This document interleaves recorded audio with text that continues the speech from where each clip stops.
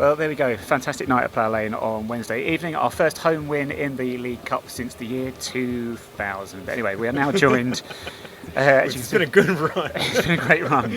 As you can see, we're now joined by John Green. John, thank you very much for joining us. Oh, it's always great to be with you.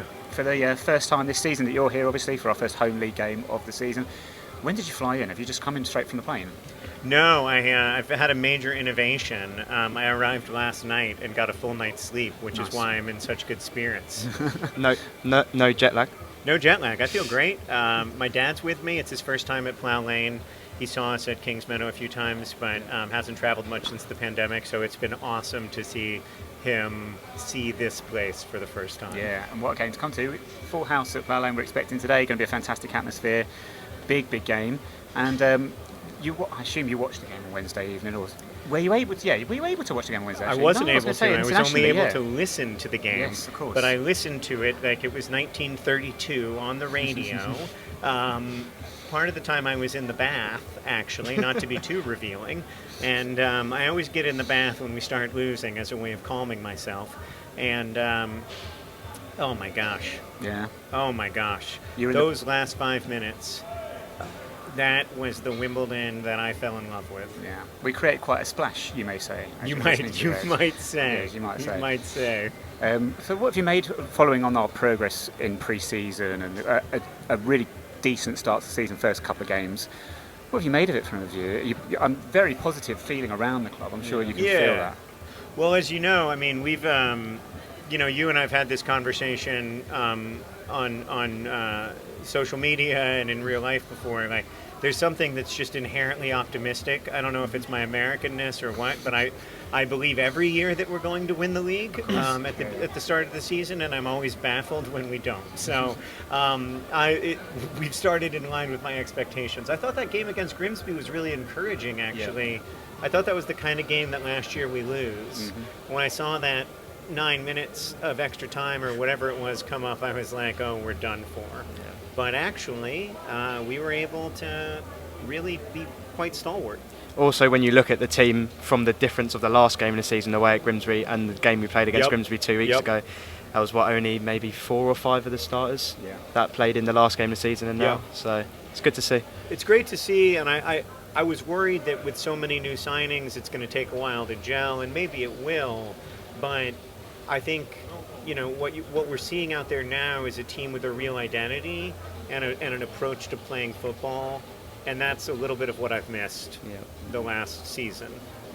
I mean, especially now we saw on Wednesday night and sort of the way we go about it. We've got 2 wide players that are really sort of I consider to be old-fashioned sort of wingers. It's lots of attacking intent, and then obviously you've got the pace of Ali Al-Hamadi. Now, I'm trying to think, John, when was the last time you were actually at Plough Lane? Can you remember? I've seen Ali Al-Hamadi play once in real life. Yeah, so, that's and boy, it's hard whether if you're watching on iFollow or just following the games and the stats, you don't see his speed and his skill. Yeah. He's exceptional, and the fact that we were able to pluck him out of there the boys are. The fact that we were able to pluck him out of where we did, the fact that we've got this new young man who 3 weeks ago was still working in IT recruiting. Yes, Ryan McLean, yes. All that stuff is so encouraging to me. To see Ryan McLean score an absolute banger of a goal in the 92nd minute, I was just like, this is the Wimbledon I fell in love with. Also at Grimsby, Ryan McLean wasn't involved in the team. He wasn't even on the bench. He was actually standing in front of me in the away end, and then a couple of days later he scored against Coventry City, which was quite funny. Yeah, it's good to see. I mean, great of him to be in the away end. Yeah. And he was with his mum, dad, and his girlfriends. Love to hear that. We love a family of Wimbledon supporters. 100%, and also you saw it in his face. But that traditionally, when I was young, growing up supporting Wimbledon, this is what we did. We took players from non-league and we turned them into superstars. Yeah. And through all the years, talk about the Warren Bartons and the John Scales and Vinnie Joneses of this world, and hopefully Ryan will be another one we can add to that list. But we shall see, of course. I mean, I love the line that we don't buy stars, we make them. Yeah. We have good signings.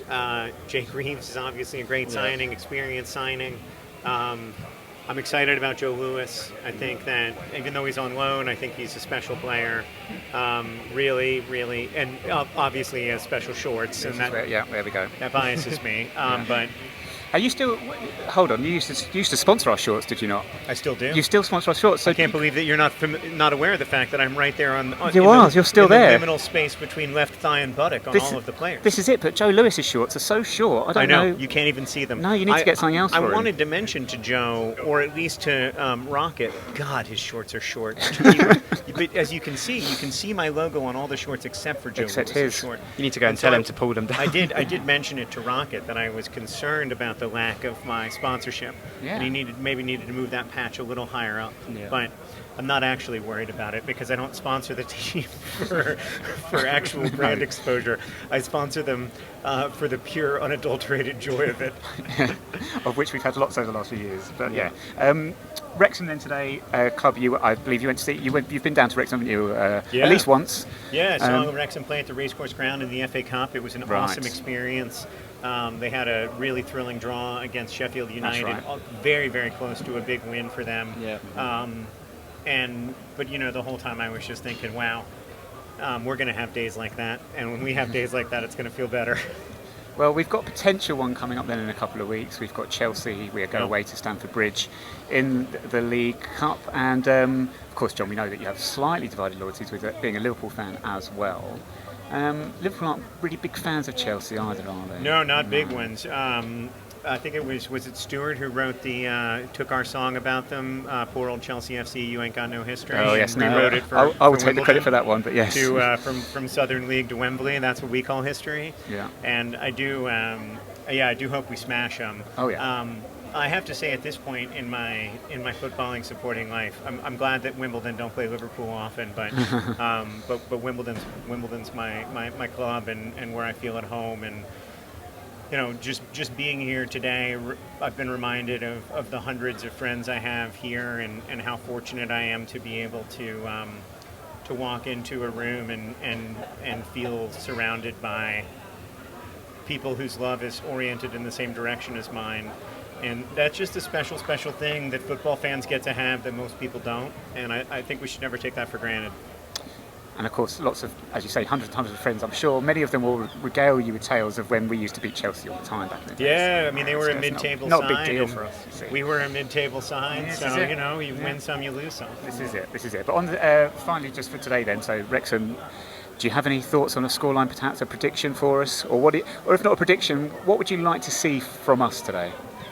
I want to see us continue to establish an identity as a football club, and I want to see some of the same intensity I saw in the second half against Coventry. I think it's a winnable game, but I always think it's a winnable game. Yeah.